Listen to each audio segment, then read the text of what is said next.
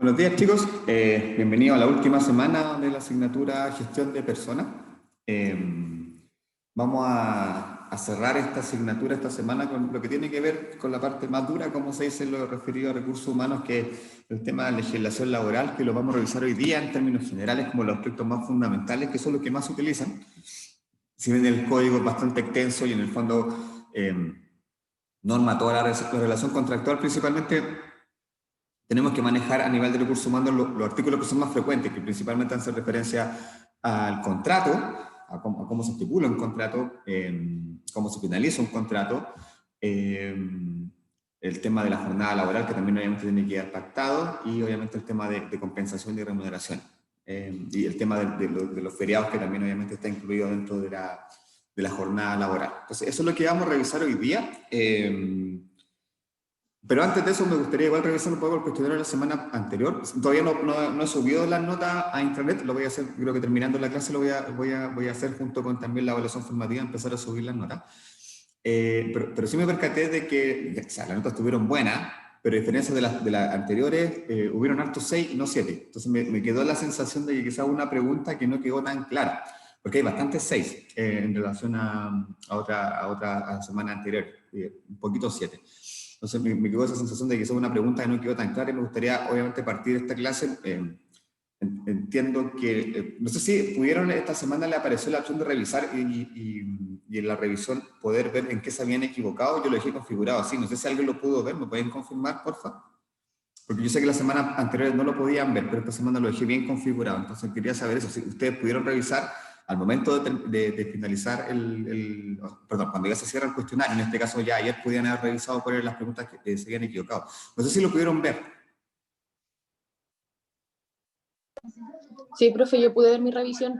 Ah, perfecto, ya, súper, ya. Me quedo tranquilo, pero igual me interesa que lo veamos para aclarar eventuales dudas por esa situación, como les digo, que me llama la atención de que hubieran bastantes 6.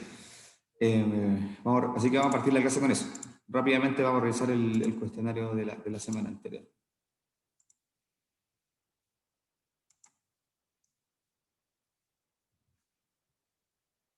Ya, ahí está. Bueno, como saben, el orden no necesariamente es el mismo que les va a aparecer a todos, sino que va cambiando en función de las respuestas que se van dando. ¿Ya? Perdón.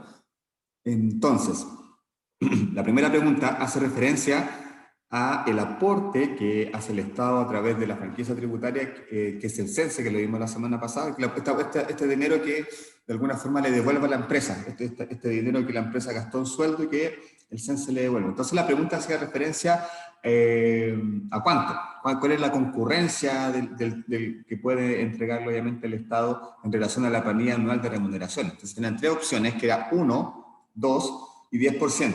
En este caso, la respuesta correcta era la A, es el 1% de la planilla anual lo que el CENSE le puede devolver a la empresa. ¿Ya? Segunda pregunta, ¿el contrato de trabajo debe estipular el plazo del contrato y demás pactos que acuerden las partes? Sí, verdadero. El contrato de trabajo debe estipular el plazo del contrato. Recuerden que pueden ser plazo fijo, plazo indefinido o plazo por obra o faena. En ese sentido, tiene que quedar estipulado obviamente en el contrato el vencimiento. No puede haber un contrato que no tenga fecha de término. Pregunta 3. Los sindicatos tienen por objetivo, en este caso la respuesta correcta era, la alternativa correcta era la B, asumir la representación legítima defensa de sus asociados. ¿Ya? Ese era el principal objetivo que tienen los sindicatos. El reglamento interno lo va a redactar la empresa, generalmente lo va a hacer el área de recursos humanos. Y el Comité Paritario de Higiene y Seguridad es otra instancia distinta al sindicato. Recuerden que lo vimos dentro de lo que nos solicita la ley 16.744 respecto a los requerimientos de seguridad que tiene la empresa. El Comité Paritario está ahí, no tiene nada que ver con los sindicatos, el sindicato tiene una función distinta al Comité Paritario. ¿Ya? 4. ¿Los bonos de colación y movilización son parte de los haberes imponibles? Esta respuesta es falsa. Recuerden que los bonos de colación y movilización, que igual los vamos a seguir viendo esta semana, son parte de los haberes no imponibles. Entonces, no están afectos a descuentos, cotizaciones legales, por ende, el monto que paga la empresa le llega en su totalidad al trabajador. ¿Ya? Así que en este caso, los bonos de colación y movilización no son imponibles. Acá había una pregunta que tenía un poco de pillería, por decirlo de alguna forma, con respecto a eso.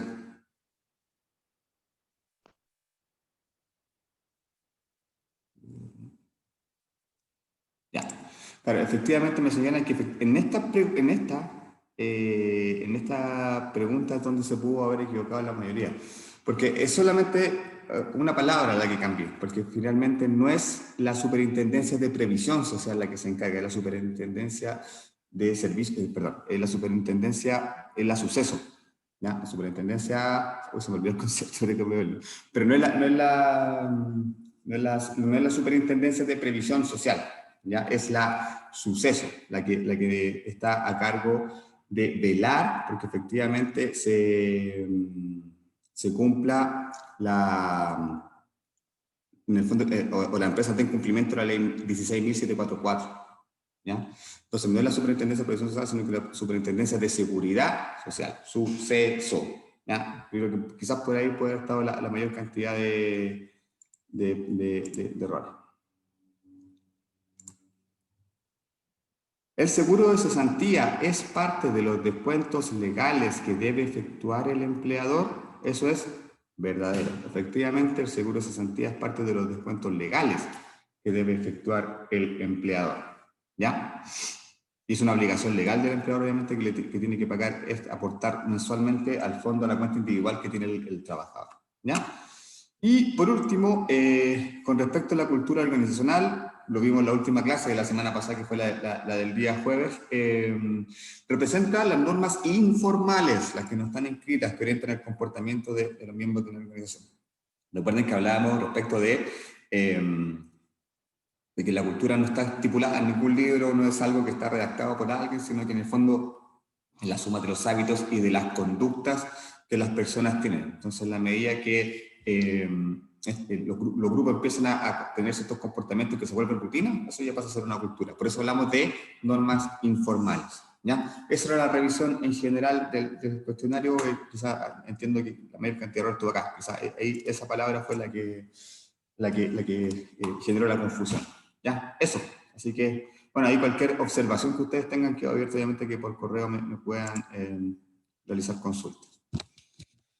Eso, si no tienen dudas, comentarios, con esto pasamos a los contenidos de esta semana.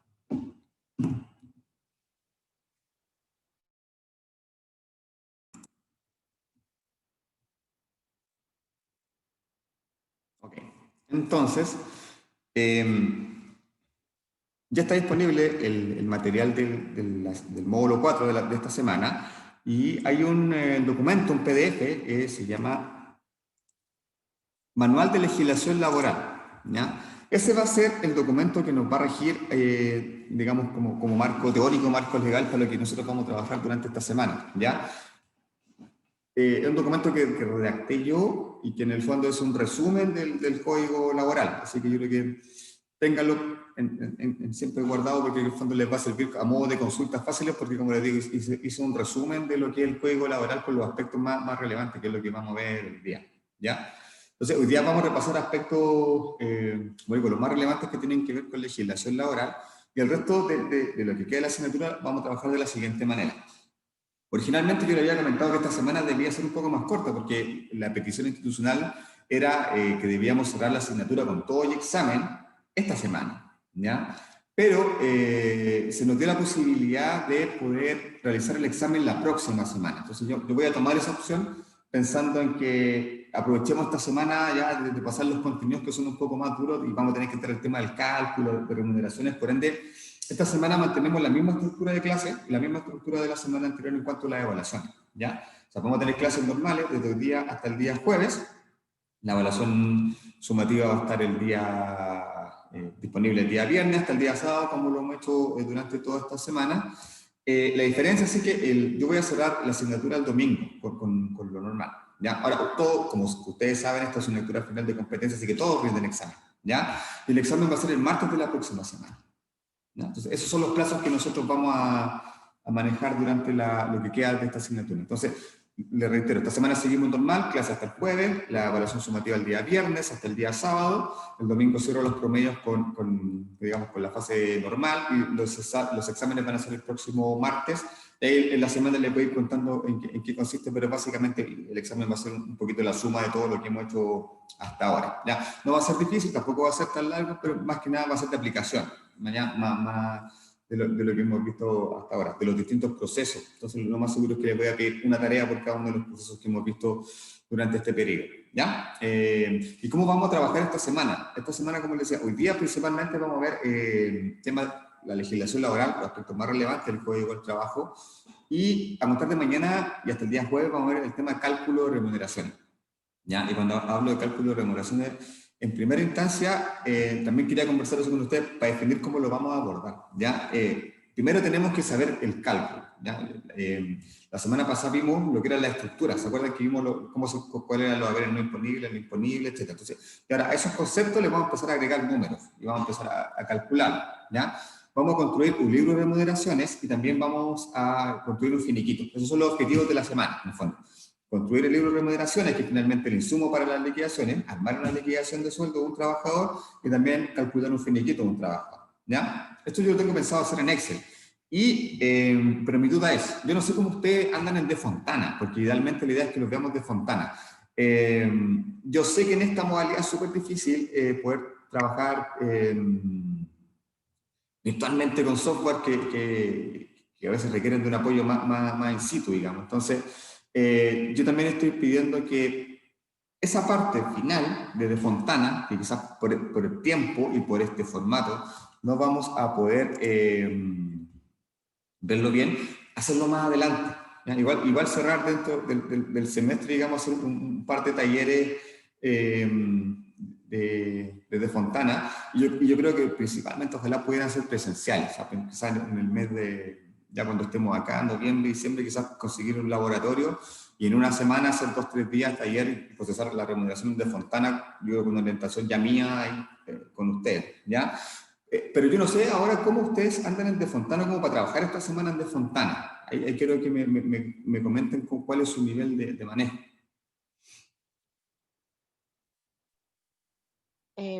Hola, profe. Hola. Yo encuentro que nuestro nivel de manejo de Fontana ¿Mm? es como súper básico. O sea, nos enseñaron el año pasado, en el segundo Ya. semestre, y nos pasaron muy pocas cosas así. Nos pasaron a hacer como, creo que era así como una cartera de clientes, el tema de las ventas, las compras, el costo de venta, pero nada así como cómo formular una remuneración o algo así.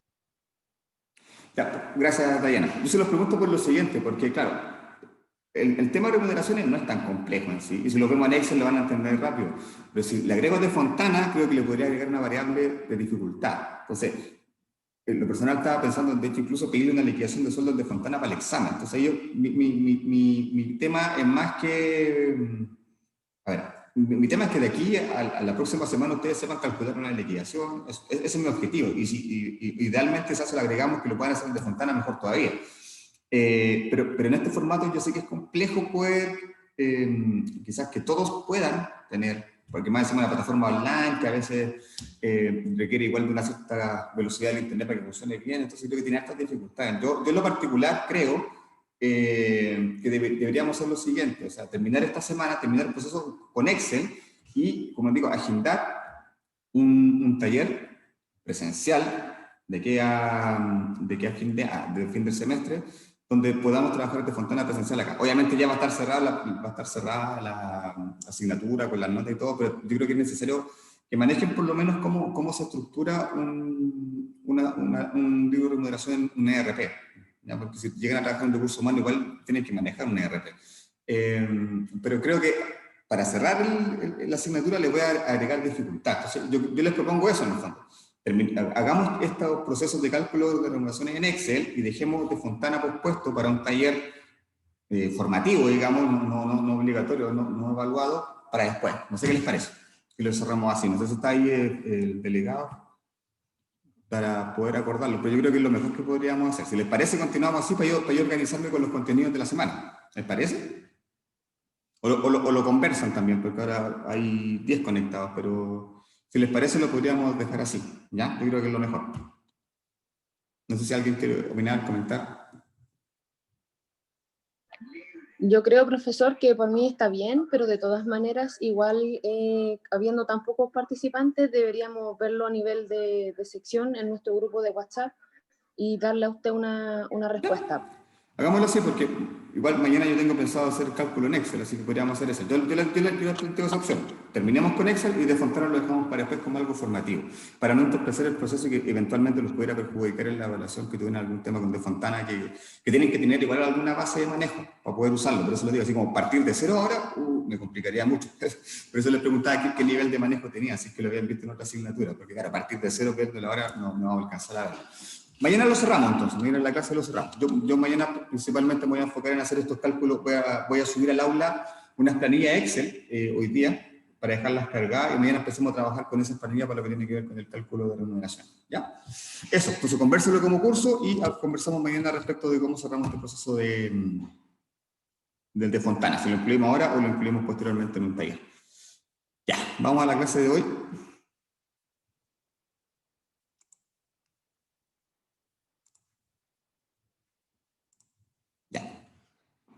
Como les dije, acá yo les dejé este documento en el aula virtual. Como les dije, que un pequeño resumen que tiene 26 páginas, cuando es súper resumido de lo que tiene el Código del Trabajo. ¿Ya? Entonces, la primera parte tiene que ver con temas generales, otros de la inspección del trabajo, que en realidad por temas de tiempo no los vamos a revisar ahora. Y temas que tienen que ver con, por ejemplo, con la función reguladora, la inspección del trabajo, etcétera, ¿ya? Eso no lo vamos a ver ahora porque no son temas tan relevantes. Nos vamos a ver, como yo les decía, con los aspectos más fundamentales de lo que tiene que ver el Código del Trabajo, que principalmente son la relación laboral, la jornada, los feriados y las compensaciones, ¿ya? Y eso es lo que nosotros vamos a comenzar a ver hoy día. Primero, ya lo habíamos visto, lo vamos a ver rápido, pero siempre es bueno recordarlo. La relación laboral se inicia a partir de la firma del contrato de trabajo, ¿ya? Como ya lo vimos la semana pasada también, el contrato de trabajo está regido por el Código del Trabajo y principalmente el artículo número 7, la referencia al Código del Trabajo, que es esto. Una convención por la cual empleador y trabajador se obligan recíprocamente, ya lo habíamos conversado en ese sentido, de que ambas partes en este documento, que es el contrato, declaran sus deberes y sus derechos, ¿ya? Que en el caso es a prestar servicios personales por parte del trabajador bajo dependencia y subordinación del empleador, ¿ya? Obviamente el empleador tiene la obligación de velar por el cumplimiento del Código Laboral, el pago de las remuneraciones, la seguridad laboral del trabajador, etc.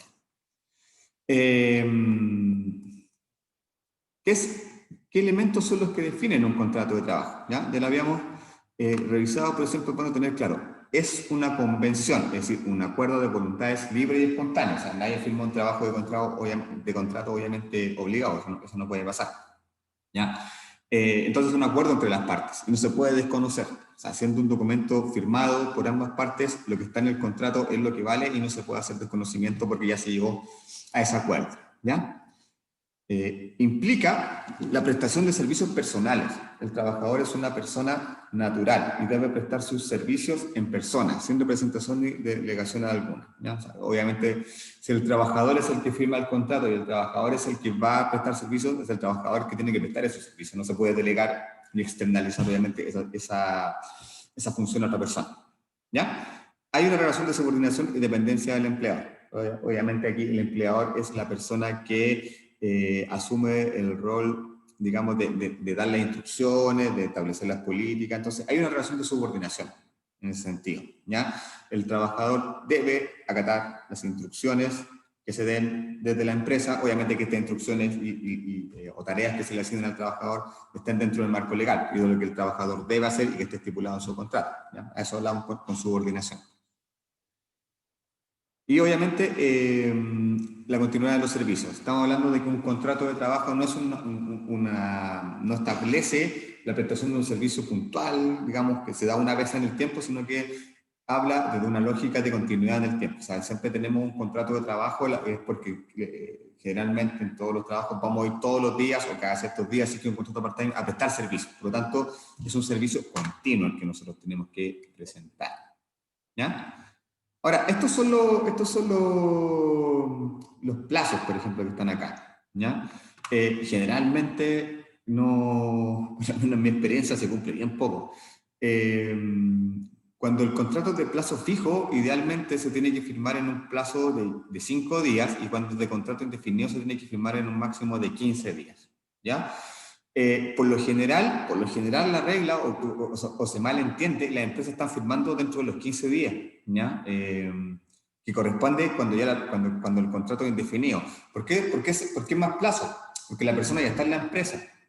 De alguna forma hay un vínculo, ¿ya? Y además que hay ciertos acuerdos que son tácitos. O sea, por ejemplo, si mi contrato termina el día 30 de octubre y yo me presento el 1 de enero a trabajar, aunque no haya anexo y yo me presento a trabajar, se da por asumido de que yo ya tengo el siguiente contrato. ¿Ya? Entonces, en ese sentido, lo que dice la ley es cuando el contrato a plazo fijo, el empleador tiene un plazo de 5 días para que el trabajador lo firme. Y cuando es contrato indefinido son 15. ¿Cuáles son los tipos de contratos? Nosotros ya habíamos definido algunos que son los más comunes, que principalmente son estos 3 que están acá arriba, ¿ya? El contrato a plazo fijo, como ya lo habíamos señalado, el contrato que se firma en primera instancia, por lo general, cuando el trabajador está llegando a la empresa, y tiene como objetivo asignar un periodo, entre comillas, de prueba, para que el empleador, en el fondo, pueda evaluar el desempeño y evaluar si lo pasa a contrato indefinido o no. Entonces, generalmente, el contrato a plazo fijo, que no puede exceder más allá de un año, debe estipular la fecha en que va a terminar el contrato. ¿Ya?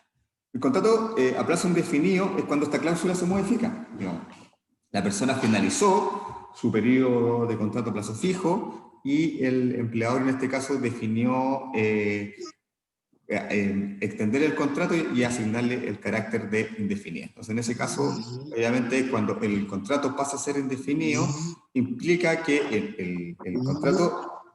Hay un micrófono abierto, pero Luz tiene el micrófono abierto.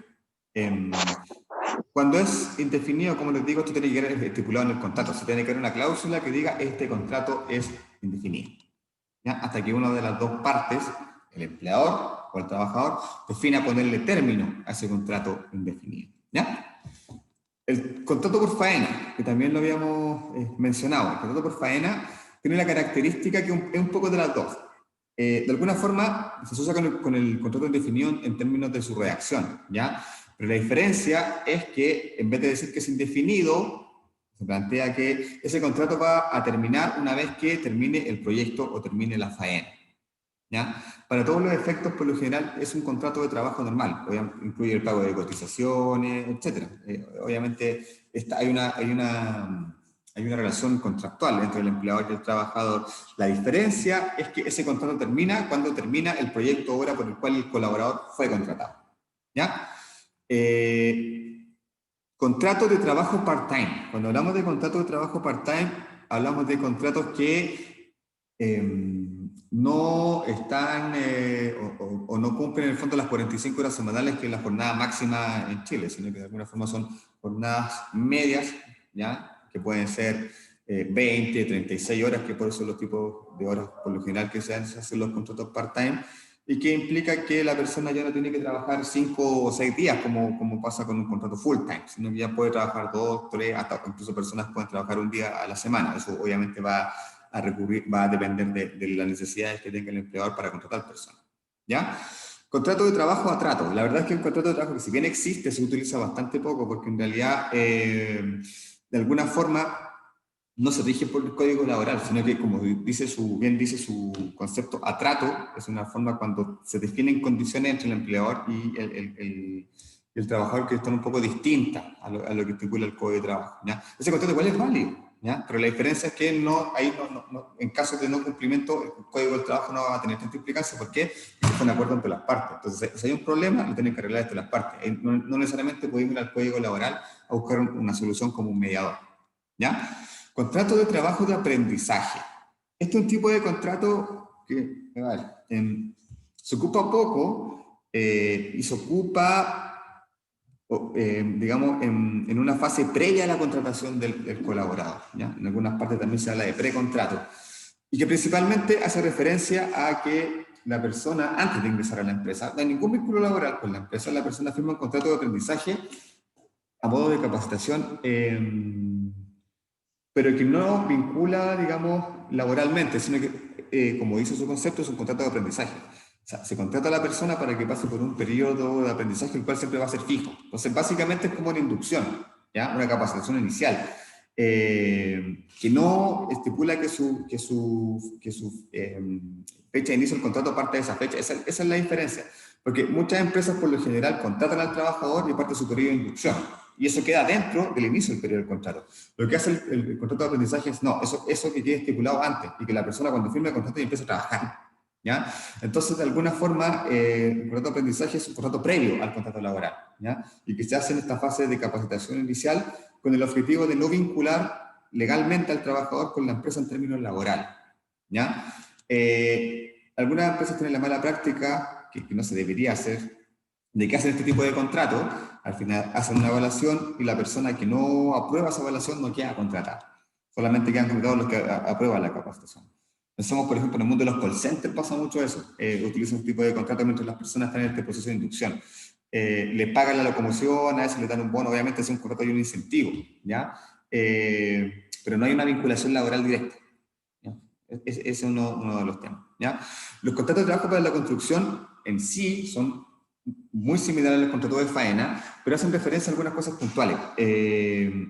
Como por lo general se trata de cargos de trabajo pesado, hay algunas cláusulas que hacen referencia a eso en términos de seguridad, en términos de remuneración, ¿ya? Porque los trabajos que son caracterizados como trabajo pesado reciben un monto adicional, digamos, por el hecho de que obviamente la persona está realizando un esfuerzo adicional para hacer su trabajo, ¿ya? Entonces, en ese sentido, el contrato para la construcción, precisamente es para la construcción, y se diferencia al de faena, que si bien tiene la misma característica de que termina cuando termina la construcción, en este caso, tiene aspectos que resaltan temas de seguridad, que resaltan temas de trabajo pesado. Esa es la diferencia. Y por último, el contrato para trabajadoras de casa particular, que es algo relativamente nuevo. Hasta hace no tanto tiempo las trabajadoras de casa particular no firmaban contrato. O sea, finalmente queda el tema de las cotizaciones, de los pagos de sueldo simplemente a voluntad del empleador. En este caso, no.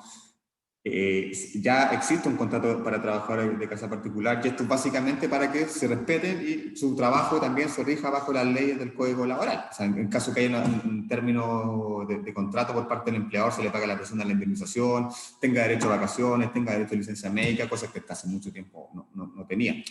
Era un rubro bastante informal. No obstante que existe este trabajo, se firma poco. Es súper difícil fiscalizar. Es súper difícil fiscalizar que efectivamente todas las trabajadoras de casa particular tengan contrato. Más allá de que haya un sindicato efectivamente de trabajadores de casa particular, es súper difícil ir casa por casa preguntando si hay alguien trabajando, si tiene contrato. Entonces, es una buena medida, se usa poco y es súper difícil de fiscalizar, ¿ya? Esos son los tipos de contrato que establece el Código del Trabajo. ¿Cuáles son las formalidades? Ya lo habían mencionado, ahora vamos a pasar rápido. Lugar y fecha del contrato, la individualización de las partes, cuál fue la fecha de ingreso del trabajador, porque desde ahí se empieza a contar el periodo, desde ahí se empieza a contar la antigüedad del trabajador, desde ahí se empiezan a contar las vacaciones, y obviamente desde ahí se empieza a contar la relación laboral entre el empleador y el trabajador, ¿ya? Determinar la naturaleza de los servicios, o sea, qué funciones va a prestar, dentro de qué ambiente, va a ser terreno, va a ser oficina, etcétera. Los montos y la forma y periodos de la remuneración acordada, la distribución de la jornada de trabajo, el plazo, si es que es definido, tiene una fecha o va a ser de carácter indefinido, y beneficios o acuerdos adicionales que se tengan. Entonces, generalmente aquí, cuando hablamos de beneficios o acuerdos adicionales, estamos hablando, por ejemplo, de los aguinaldos, de los bonos de desempeño anual, etcétera, que lo ideal es que queden estipulados en el contrato, ¿ya? O sea, de hecho tienen que quedar estipulados en el contrato, porque si no, no queda claro que efectivamente el trabajador tiene ese bono. O sea, a mí la entrevista me hablan de un bono, que me van a entregar un bono anual, idealmente cuando voy a firmar el contrato de trabajo, ese bono tiene que estar estipulado ahí, si no, no voy a tener la seguridad y la garantía que efectivamente después me vayan a dar ese bono, ¿ya? Ya, acá está un poco el detalle de lo que ya habíamos revisado. Y pasamos a lo que tiene que ver con la jornada de trabajo. Este es un punto importante que no lo habíamos revisado, así que lo vamos a revisar un poco más en detalle. De partida, el artículo 21 del Código del Trabajo es el que norma el tema de la jornada de trabajo, ¿ya? Cuando hablamos de jornada de trabajo, hablamos del tiempo en que el trabajador se encuentra a disposición del empleador, obviamente realizando las labores determinadas, ¿ya? ¿Cuáles son las principales características en cuanto a la ley de lo que hace referencia a la jornada laboral? De partida, actualmente tenemos una jornada de 45 horas semanales. Esa es la jornada máxima legal. Hay una discusión de que eventualmente pueda bajar a 40, pero por ahora siguen siendo 45 horas semanales, y eso viene desde enero desde el 2005. Antes de esa fecha eran 48 horas semanales que teníamos que trabajar en Chile, teniendo una de las jornadas más extensas a nivel del mundo, ¿ya? Si la persona, el trabajador, tiene un contrato por jornada completa de 45 horas, esta no puede distribuirse en más de 6 días. ¿Ya? Una persona no puede trabajar 7 días seguidos y en menos de 5.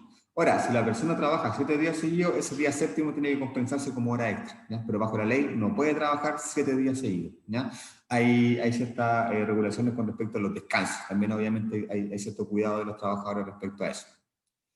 En ningún caso la jornada podrá extenderse a más de 10 horas diarias, ¿ya? Pensando que, por lo general, si pensamos en 45 horas a la semana, lo dividimos en 5 días, que generalmente la jornada laboral estándar que hay en Chile son 8 horas que se trabajan por día.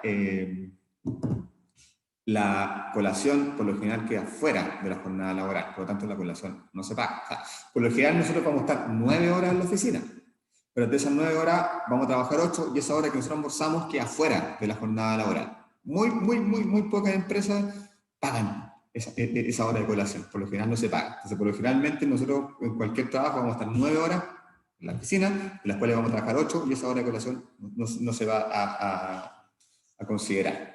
Entonces, como trabajamos 8 horas diarias, y la ley también nos pide que máximo le podemos asignar a un trabajador 2 horas extras por día, por eso son 10 horas diarias máximo. En la práctica, esto también no pasa. O sea, yo he estado en trabajo donde efectivamente a veces las personas pueden estar 10 11 horas trabajando, ¿ya? Y la hora extra se las pagan, pero están fuera de la ley, ¿ya? Están absolutamente fuera de la ley. El hecho de que muchas empresas, sobre todo cuando están a fin de mes, tienen alguna urgencia, a veces le piden a los trabajadores que hacen un poco más del tiempo, y a veces se exceden este plazo de las 10 horas diarias, ¿ya? Y cuando tengamos una jornada full time de 45 horas, la ley estipula, como les decía, que se tiene que dividir en 2 partes, dejando a lo menos 30 minutos de colación, ¿ya? Casi nadie, ninguna empresa deja los 30 minutos de colación, por lo general son 45 o 1 hora, ¿ya? Pero es el mínimo que exige la ley, digamos. Cuando la jornada es completa, sí, la persona tiene que tener un quiebre entre medio, que es la colación, con un mínimo de 30 horas. Ahora, la jornada extraordinaria de trabajo, que es decir, la jornada o el trabajo que se realiza por sobre lo que está pactado en el contrato de trabajo, 45 horas, por ejemplo, sin contrato full time, se rige bajo el artículo 30. Entonces, ¿qué es lo que exige la ley? El empleador debe llevar registro de asistencia para determinar las horas de trabajo, sean ordinarias o extraordinarias, ¿ya? Hasta hace poco, incluso yo creo que todavía algunas empresas utilizan el famoso libro de asistencia, donde el trabajador, una vez que llega en la mañana, tiene que firmar, o cuando se retira, tiene que volver a firmar, ¿ya? Si tiene jornada completa, tiene que firmar en la mañana, cuando sale a colación tiene que volver a firmar, cuando vuelve a colación firma, y después cuando sale tiene que firmar de nuevo, son 4 firmas en el día, ¿ya? Ahora, ese método, ya obviamente con la incorporación de tecnología, está un poco de salida. Los reloj control son ahora básicamente lo que controlan la asistencia de los trabajadores. Y esto puede ser un huellero, esto puede ser un sistema de tarjeta, otro tipo digital. Hay algunas aplicaciones por teléfono también que ahora permiten registrar la asistencia del trabajador.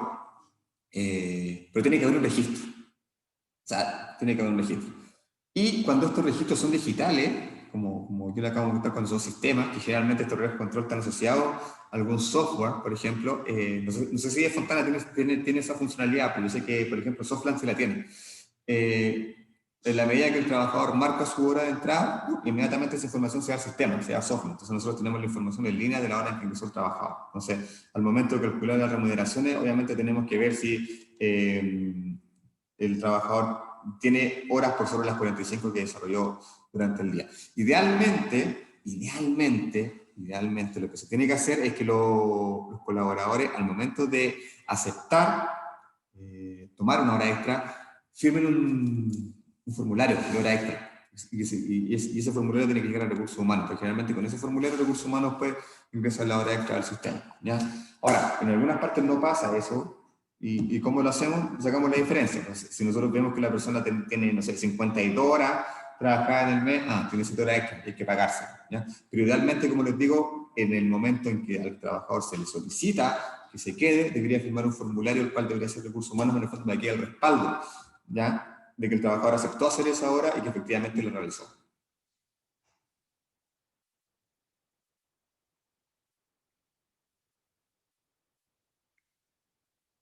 Esto es importante, la hora extra se pagan con un recargo del 50%. El valor hora extra es más alto que el valor hora normal, ¿ya? Y eso es súper simple. Por ejemplo, si, a ver, yo gano, a ver, vamos a hacer un cálculo rápido.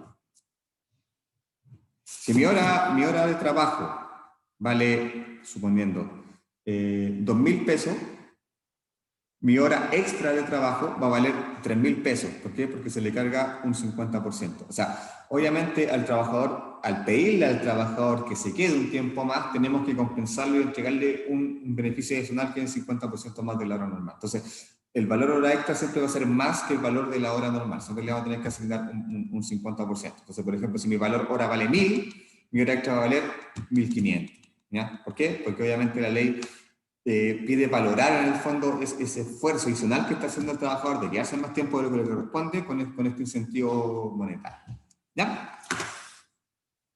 Eso. Y ahora pasemos a lo que nos va a abarcar básicamente el resto de esta semana, que son las remuneraciones. ¿Ya?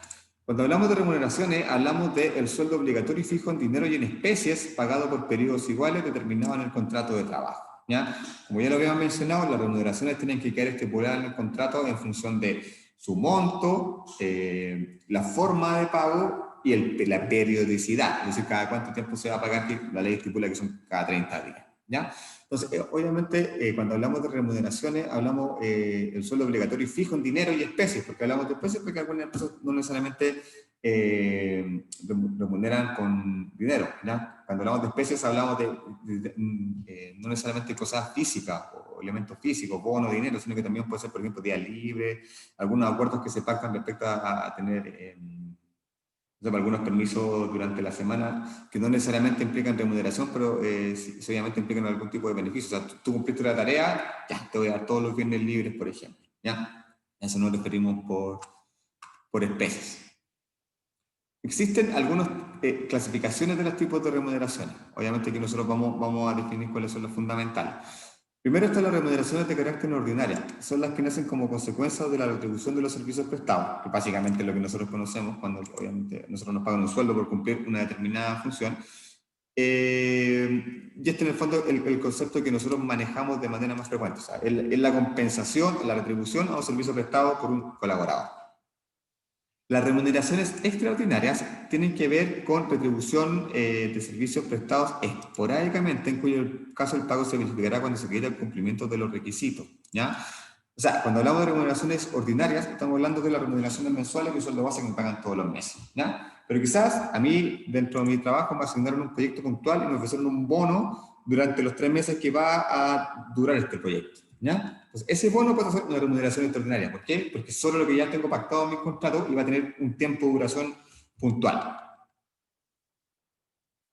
Ahora, el artículo 41 del Código del Trabajo señala que las remuneraciones son la contraprestación en dinero y adicionales, en especies avaluadas en dinero, que debe percibir el trabajador del empleador por causa del contrato de trabajo. O sea, claramente aquí lo que dice la ley básicamente es que el empleador debe retribuir lo que estipuló en el contrato de trabajo al colaborador. Y las especiales, acá por ejemplo encontramos los aguinaldos, ya que son cosas muy puntuales, que tienen que ver, por ejemplo, en el caso de los aguinaldos, con incentivos que se pagan a los colaboradores en el mes de septiembre y en el mes de diciembre para eliminar los gastos que son propios de esa época, ¿ya? O los bonos. Muchas empresas tienen, por ejemplo, el bono de fin de año o el bono de desempeño. Entonces, en función de la evaluación de desempeño, te paga un bono al año. Por eso hablamos de remuneraciones especiales. Básicamente se pagan en situaciones puntuales y que por lo general son beneficios que entrega la empresa. Hay remuneraciones que son de carácter fijo y remuneraciones que son de carácter variable. ¿Ya? Y obviamente va a depender del tipo de cargo. ¿Ya? Cuando hablamos de remuneración fija, como dice su palabra, su concepto, es el trabajador, en el fondo, el monto que el trabajador percibe de manera fija todos los meses. No varía, no varía. ¿Ya? Básicamente aquí estamos hablando de cargos administrativos o cargos que no están sujetos a cumplimiento de metas o a producción o a ventas. Por ejemplo, nosotros como administrativos, por lo general, nuestras rentas van a ser fijas. ¿Ya? Quizás vamos a recibir alguna remuneración especial alguna vez, vamos a recibir algún bono, un aguinaldo, pero en general nuestra remuneración siempre va a ser de carácter fijo. ¿Ya?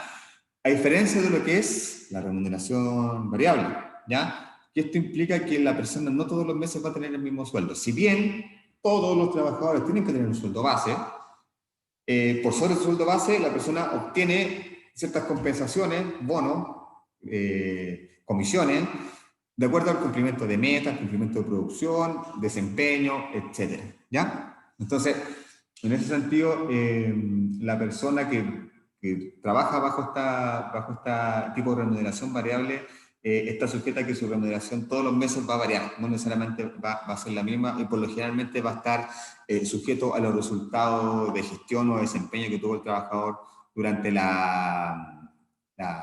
periodo que obviamente tiene la relación con el empleado. ¿Ya?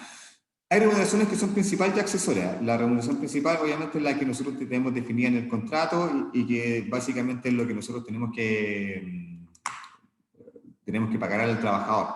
¿Ya? Por ejemplo, y la remuneración accesoria, aquí entra el tema de las horas extras. ¿Ya? Por aquí, ¿se acuerdan que lo estábamos pagando a un monto que era 50% mayor de lo que es el valor hora normal de un colaborador?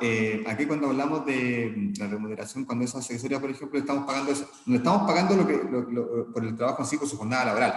Es accesoria porque le estamos pagando por algo extra que hizo, que en este caso tiene que ver con que el trabajador se está quedando un tiempo adicional en el trabajo. ¿Ya? A eso nos referimos con remuneraciones de tipo accesoria. Los descuentos previsionales. Recuerden que sobre los haberes imponibles que nosotros declaramos del colaborador, tenemos que efectuar descuentos previsionales que son de carácter legal. Aquí no son digamos, que quedan a voluntad del empleador, sino que todo lo contrario, la ley, el Código del Trabajo, define que nosotros tenemos que entregar estos montos, principalmente están asociados a temas que tienen que ver con salud, pensiones, seguridad, etc. ¿Ya?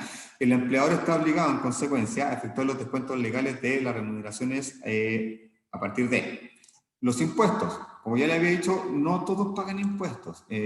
Si mal no recuerdo, las personas que ganan sobre 630.000 pesos hacia arriba, bruto, pagan impuestos. Sobre 630.000 hacia abajo, no pagan impuestos. ¿Ya?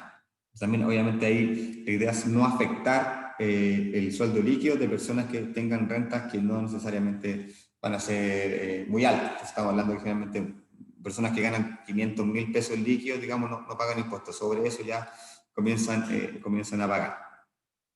Las cotizaciones de seguridad laboral. Aquí ya habíamos señalado que estaban incluidos lo que tiene que ver con salud, en el caso privado, ISAPRE, en el caso público, FONASA, y lo que tiene que ver con las pensiones también. Y obviamente otros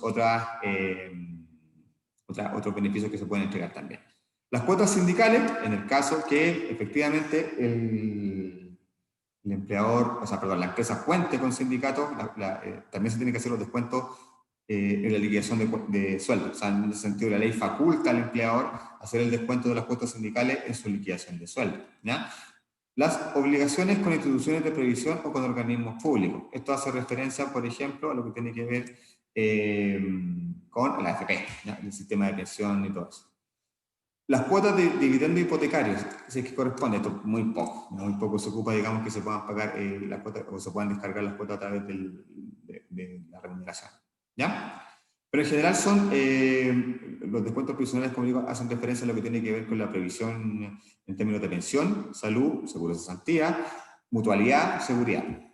Lo vamos a ver mañana en detalle, lo vamos a repasar y vamos en fondo a ver cuánto corresponde. Obviamente cada uno de estos conceptos tiene asociado un porcentaje, hay que disculparle al trabajador. Eso lo vamos a ver el día de mañana.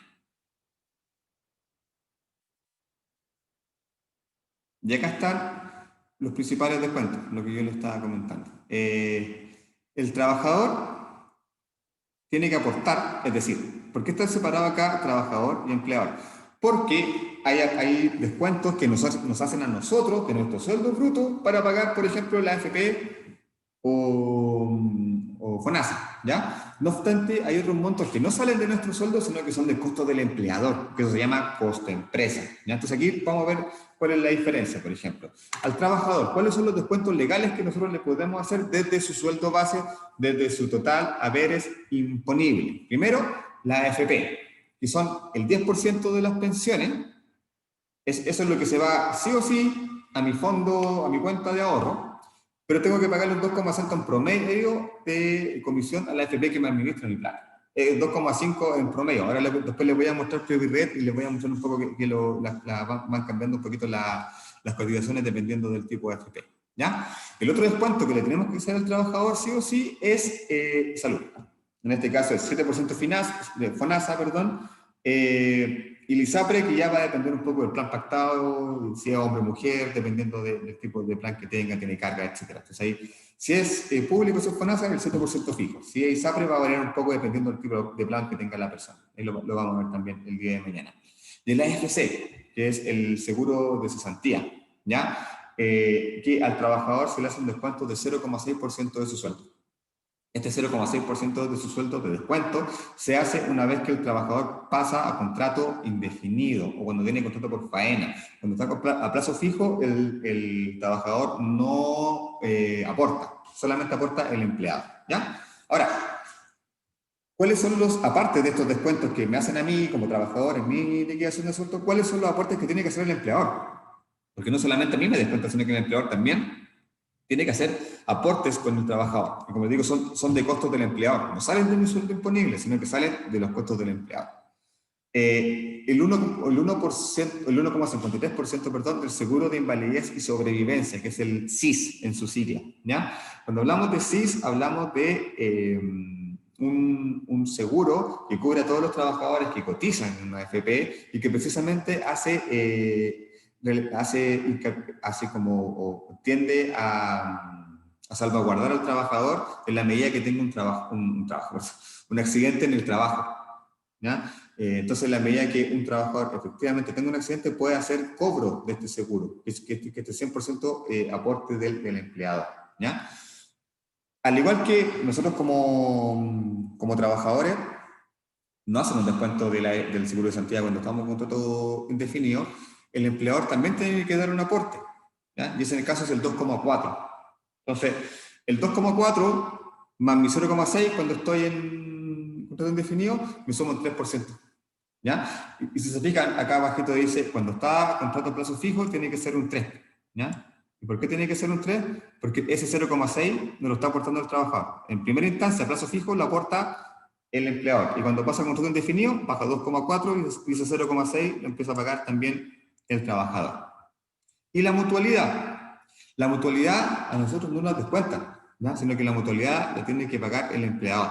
Y parte del 0,95% de mi sueldo imponible, ¿ya? O la tasa según rubro. 0,95 el piso, en la base. Entonces, en la medida que una empresa no tenga accidentes laborales, va a tener que pagar por cada trabajador el 0,95% de su sueldo bruto, ¿ya? En la medida que la empresa tenga accidentes y la tasa de accidentabilidad empieza a aumentar, esa cotización puede subir, ¿ya? Y puede llegar, no sé, yo creo que el máximo el que pagó 1,70 cuando tenía un nivel de accidentabilidad grande. Entonces, obviamente, de alguna forma, eso tiende también a premiar desde la mutual a las empresas que tienen baja accidentabilidad y castigar de alguna forma a las empresas que tienen alta accidentabilidad, obviamente cobrándole más caro por el seguro. Esos son los descuentos. Resumen, del trabajador, que son AFP, salud, AFC, y del empleador, que son AFP, pero que no es la cotización, sino que es el seguro de invalidez y sobrevivencia, el complementario de lo que no aporta el trabajador, el AFC, y lo que tiene que ver con la mutual de seguridad. Con respecto a los feriados o vacaciones, están regidos bajo el artículo 67 del Código del Trabajo, ¿ya? Dispone que los trabajadores con más de un año de servicio tendrán derecho a un feriado anual de 15 días hábiles. Es decir, la persona cumple un año de trabajo y tiene derecho a 15 días hábiles como mínimo, ¿ya? Muchas empresas también, para hacer un poco más atractivo sus beneficios, ya han aumentado los 15 días y tienen 20 días, por ejemplo. Entonces, también son aspectos que en este paquete de beneficios que se le entrega al trabajador pasan a ser atractivos al momento de elegir un empleador. Obviamente que me ofrezca 5 días más de vacaciones al año, no es menor, ¿ya? En general 15 días, 3 semanas es bastante poco. En otros países son 6, 7 semanas que se entregan al año, acá son 3. Así que hay un tema que digamos, tenemos que regular un poquito más porque en realidad es poco el periodo de vacaciones legal en términos de todo el año que estamos trabajando, ¿cierto? Entonces, al trabajador, al cumplir un año, inmediatamente tiene 15 días de feriado legal, independiente del tipo de contrato que tenga. Y si tiene contrato por faena, igual va a tener los 15 días. ¿Ya? Y esto es importante, para los efectos de este feriado legal anual, el día sábado se considera siempre inhábil. Es decir, los 15 días siempre se cuentan de lunes a viernes. Entonces, por eso hablamos que realmente nosotros tenemos 3 semanas, porque son 15 días hábiles, que se cuentan de lunes a viernes. El derecho anual es un derecho mínimo e irrenunciable. Así el trabajador no puede disponer de su feriado anual y el empleador compensarlo en dinero. Hay un tema, porque hay algunos trabajadores que se permiten que venden sus vacaciones y efectivamente se pueden vender tus vacaciones. O sea, yo tengo 10 días de vacaciones y se los vendo a mi empleador. Él me los paga. Entonces yo pierdo esos 10 días. Entonces, ¿qué me afecta? Recuerden que las vacaciones es el único concepto que se paga todo evento en términos de indemnización. Entonces, el vender mis vacaciones implicaría que después si me despiden voy a tener menos dinero. Estoy como un poco cobrando mi finiquito un poquito antes, por decirlo de alguna forma. ¿Ya? Como les digo, no se puede compensar, pero igual se hace. Es rápido, igual se hace. Y por último, esto es como algo referencial, el artículo 67 igual de alguna forma incentiva a que los feriados se tomen en primavera o verano, considerando las necesidades del servicio. De alguna forma es como un poco más una norma pro empresa, por decirlo de alguna forma, de velar porque los trabajadores cumplan su periodo de feriado legal en periodos de bajo, principalmente del verano. ¿Ya? No obstante eso, si bien es una preferencia, no es obligación, yo me puedo tomar las vacaciones cuando quiera. Ahora, obviamente tiene que haber un acuerdo con el empleador, ¿ya? Pero el empleador tampoco te puede decir cuándo tienes que tomarte tú las vacaciones. Siempre, en el fondo, esto se llega a un acuerdo, pero en ningún caso el empleador te puede obligar a tomarte vacaciones en un cierto periodo, a pesar de que se hace, pero no, en la práctica, pues lo legal no se debería hacer.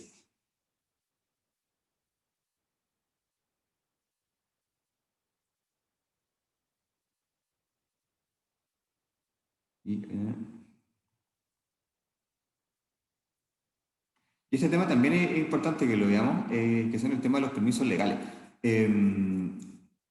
Hay ciertos permisos, y aquí hay harto mito también respecto de cuáles son los días que tenemos de acuerdo a cierta situación, ¿ya?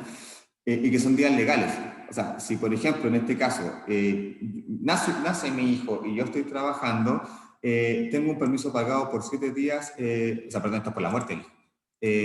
Este es hijo o cónyuge, así estamos hablando de por muerte familiar directo, el empleador tiene la obligación de darme 7 días hábiles, ¿ya? Indistintamente de la antigüedad laboral. O sea, yo pude haber ingresado la semana pasada y si se me muere obviamente un familiar directo, que en este caso es un hijo o cónyuge, el empleador me tiene que dar 7 días y me lo tiene que compensar, ¿ya?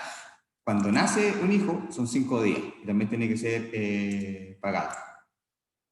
Acá no necesariamente, acá esto es importante, el que podrá utilizar la selección desde el momento del parto. O sea, no es necesario que nace el hijo y la ley te dice, ya, tienes que tomarte los 5 días al tiro. No, ahí, principalmente en este caso son los papás, obviamente, porque es la mamá la que tiene el hijo, definen qué día, cuándo se las van a tomar. Entonces, efectivamente se las van a tomar los 5 días posterior al nacimiento del hijo, o quizás se van a tomar 2 días y la semana siguiente se van a tomar 3 días, no necesariamente tiene que ser continuo. Ahí queda a criterio del acuerdo, digamos, entre el empleador y el colaborador, ¿ya? Lo mismo para el matrimonio, si este es efectivamente, una vez que la persona se casa, tiene 5 días, que tiene que tomarlo de manera continua, ¿ya? Y por lo general acá ya estamos hablando de temas que si bien están regidos, de alguna forma quedan más a criterio del empleador. Por lo general hablamos de de cuando se piden estos permisos médicos, por ejemplo, para hacer algún trámite, se compensa. O sea, uno generalmente le pide a su jefe, voy a hacer un trámite, me voy a demorar 3 horas, pero me voy a quedar quizás 1 hora más por los siguientes 3 días para compensar. Eso es lo que en el fondo tiende el Código del Trabajo, a que el trabajador tenga la capacidad de negociar con su empleador en este caso, y compensar. O sea, igual comprimir 45 horas a la semana, pero quizás yo me ausenté 3 días y lo voy a recuperar la próxima semana. Y los permisos sin goce de sueldo, que esto obviamente es, no está regulado en el Código del Trabajo, pero se puede hacer, y yo lo he hecho. ¿Ya? O sea, por ejemplo, pasa que alguna persona le sale un curso afuera y se va a estudiar 2 o 3 meses, obviamente no lo va a pagar porque no está trabajando, pero le respetamos el contrato, así básicamente tiene que ver con eso. O sea, el trabajador por lo general le pide, mira, tengo que hacer esto, no puedo trabajar en los próximos 2 o 3 meses, pero no quiero perder la pega. ¿Puedo volver? O sea, porque en el fondo el trabajador implica eso generalmente. Tiene alguna situación puntual en su vida que requiere de ir a trabajar por un cierto periodo,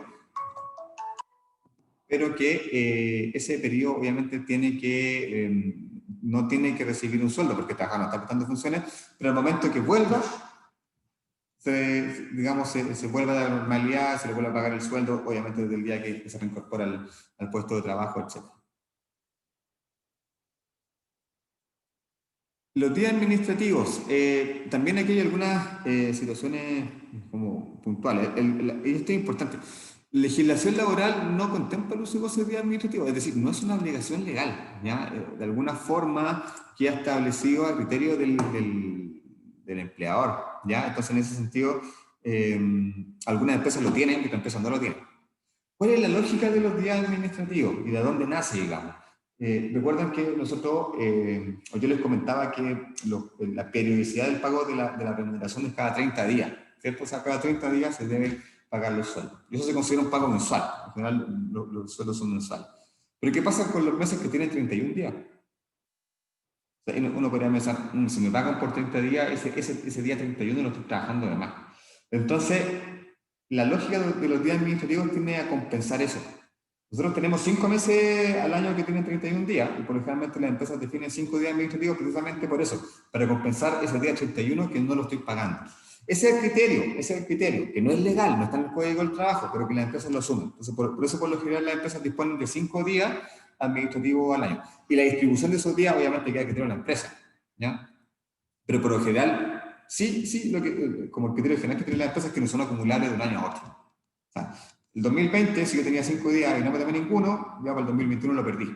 Obviamente no son acumulables los días administrativos. No está regulado por el Código del Trabajo, pero sí son temas que son parte, digamos, de la empresa. Entonces, por ejemplo, ¿se acuerdan que hablábamos la semana pasada del Reglamento Interno de Higiene y Seguridad?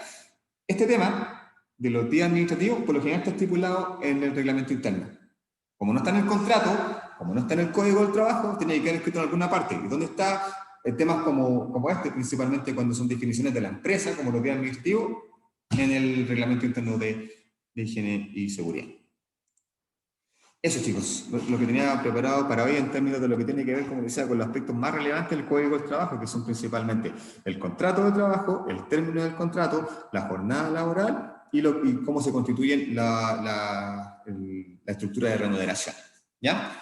Eso en cuanto a la ley. O sea, yo les pido que bajen este documento, lo lean, porque en general, como les digo, le va a dar como matices muy generales de los artículos que más se utilizan a nivel del Código del Trabajo y que nos van a regir en las próximas semanas, esta semana principalmente, con lo que tiene que ver con el pago de remuneraciones, porque vamos a empezar a ver el cálculo de remuneraciones. Entonces, como vaya a ir cerrando la clase, voy a subir la nota de intranet formativa y sumativa dentro del día.